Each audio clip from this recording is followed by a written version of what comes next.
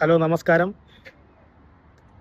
ഇന്ത്യയിൽ തെരഞ്ഞെടുപ്പിൽ ആര് ജയിക്കണം, ആര് തോൽക്കണം എന്ന് തീരുമാനിക്കുന്നത് ഇലക്ഷനിൽ വോട്ട് ചെയ്യുന്ന ജനങ്ങളല്ല. BJPയും തെരഞ്ഞെടുപ്പ് കമ്മീഷനുമാണ് തീരുമാനിക്കുന്നത് ആര് ജയിക്കണം, ആര് തോൽക്കണമെന്ന്.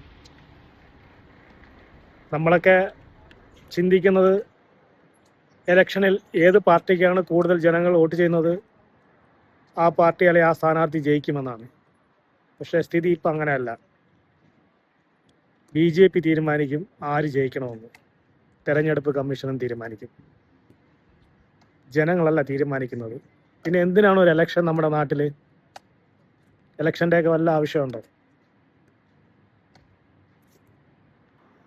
സുതാര്യമായി തെരഞ്ഞെടുപ്പ് നടത്താനുള്ള തെരഞ്ഞെടുപ്പ് കമ്മീഷൻ തെരഞ്ഞെടുപ്പ് അട്ടിമറിക്ക് കൂട്ടുനിൽക്കുമ്പോൾ അവർ ചെയ്യുന്ന രാജ്യദ്രോഹമല്ലേ? BJPയെ ജയിപ്പിക്കാൻ വേണ്ടി മാത്രം കൂട്ടുനിൽക്കുന്ന ഈ തെരഞ്ഞെടുപ്പ് കമ്മീഷൻ ഇന്ത്യയിലുള്ള മറ്റ് പാർട്ടികളെ തെരഞ്ഞെടുപ്പിൽ നിന്നും മാറ്റി നിർത്തട്ടെ, BJP മാത്രം മത്സരിക്കട്ടെ. അപ്പോഴാർക്കും പരാതിയില്ലല്ലോ. മത്സരിച്ചാലല്ലേ ജയിക്കാൻ പറ്റൂ. അപ്പോൾ ഒരു പാർട്ടിയും മത്സരിക്കേണ്ട, BJP മാത്രം മത്സരിച്ച് അവർ മാത്രം വിജയിക്കട്ടെ. അതല്ലേ അതിലും നല്ലത്. എന്തിനൊരു തെരഞ്ഞെടുപ്പ് നടത്തുന്നത്?